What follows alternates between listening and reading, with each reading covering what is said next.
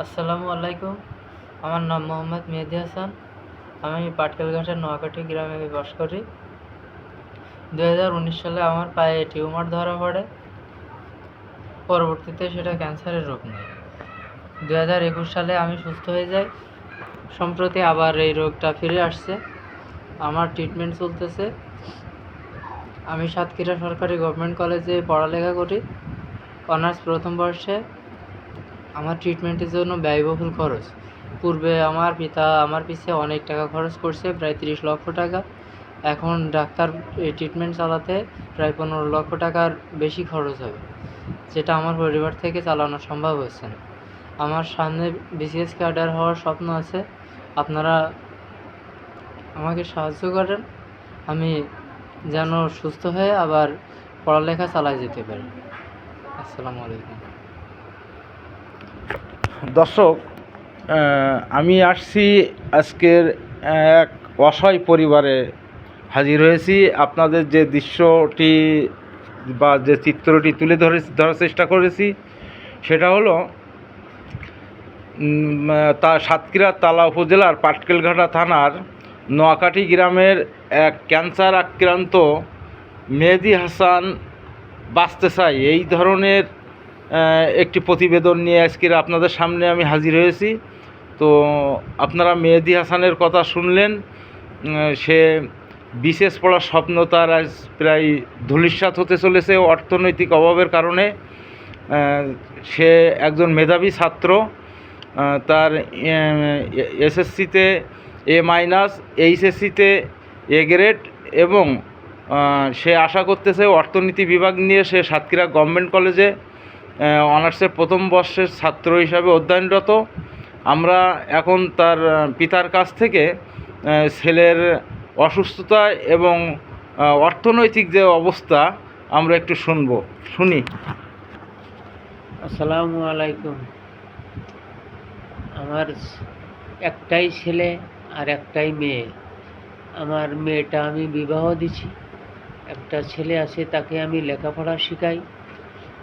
যে কোনো কারণবশতে আল্লাহ পাক এমন একটা রোগ দিছে, তা আল্লাহ পাকারই দিছিল। আবার দ্বিতীয়বার যে কেমনে এই রোগটা ফিরে আসলো। আমি ছেলেটাকে ট্রিটমেন্টের জন্য বহুত টাকা পয়সা খরচ করেছি, এবং জায়গা জমি জানে যা ছিল আমি সব বিক্রি করে দিছি। এখন আমার ভিটে বাড়ি ছাড়া আর কিছু নেই। তা আমার বাসার মালিক আল্লাহ। আপনারা আমার ছেলেটার সহানুভূতি আপনারা করবেন। কিছু আর্থিক সহযোগিতার জন্য আমি আপনাদের কাছেই আমি কথা বলছি, কারণ অনেক টাকার প্রয়োজন। শুধু এখন অপারেশন করতে শুধু চাইছে 12 লক্ষ টাকা, আর এমনি কেমো আছে, রেডিয়েশন আছে, সব মিলে 15-20 লক্ষ টাকার ব্যাপার। আমি আর কোথায় পাবো? আমার কিছু তো নাই, আমার এক বিটি বাড়ি ছাড়া।